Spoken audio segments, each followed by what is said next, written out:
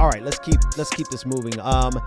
Yesterday afternoon, there was some breaking news that the USPS Postmaster General DeJoy said in a statement of his delay causing policy changes. He said, quote, "To avoid even the appearance of any impact on election mail, I am suspending these initiatives until after the election is concluded."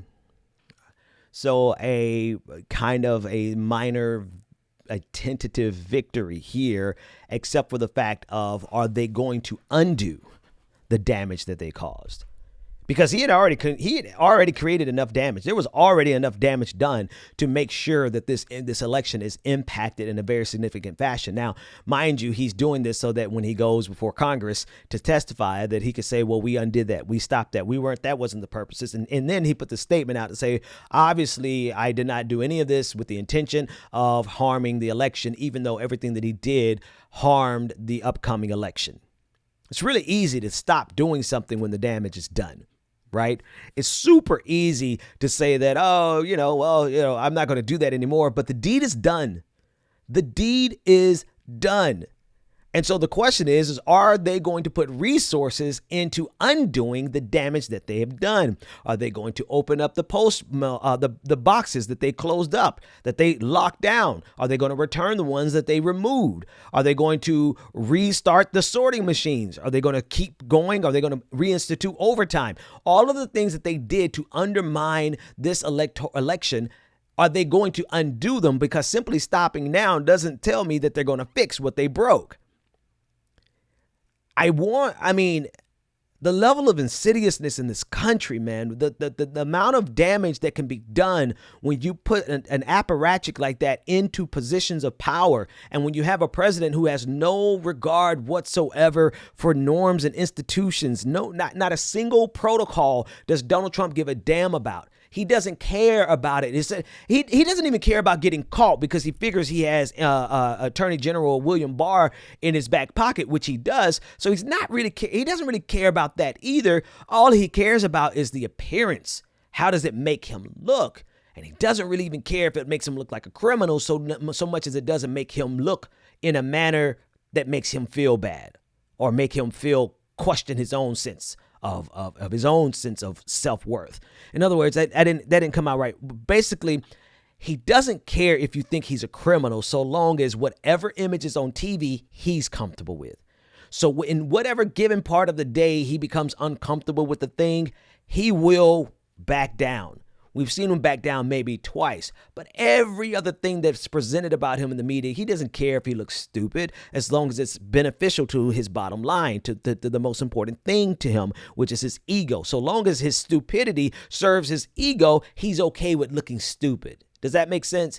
He doesn't care about looking criminal so long as he has the Attorney General in his back pocket and so long as it keeps moving the ball in the direction that he wants to go, which ultimately, in my opinion, is to simply serve his ego. And so all of this with the Postmaster General, all of this is immaterial because ultimately Donald Trump is only concerned about serving his ego, and the deed is already done.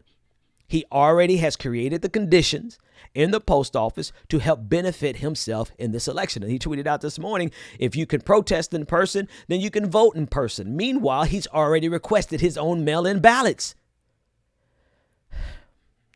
I honestly didn't know if I was going to be able to do this show today. And here's why. The reason is it's because I'm so fed up across the board with everything about this political system. The disingenuousness of our media. You have all of these Harvard and Yale trained journalists who absolutely, even if they didn't go to college at all, should have the common sense enough to actually understand the nomination process before they put out a piece attacking AOC. So on one side, you got bad faith actors in our media, which we've always had, but it's enough to make you sick. And then on the other hand, you have the president of the United States who's doing everything he possibly can to disrupt all of our institutions so that he can maintain power. And then in the backdrop of all that, you got everybody's squabbling. Everyone is arguing. Everyone is jumping on each other. The left is jumping on the left. The right is unified. Don't let them fool you. The right in this country is absolutely unified. But then progressives are going up against liberals. Liberals are going up against progressives. And ultimately, we have a system that is so broken that we are on a freight train collision with 250,000 people to die from coronavirus. And it is a direct byproduct of how ignorant our politics have become in this country. The reason we are on this collision course, and it's almost like we can't stop. The media can't stop itself. The politicos can't stop themselves. Nobody can pause and say, hey, my actions are contributing to the demise of not only this country, but hundreds of thousands of people.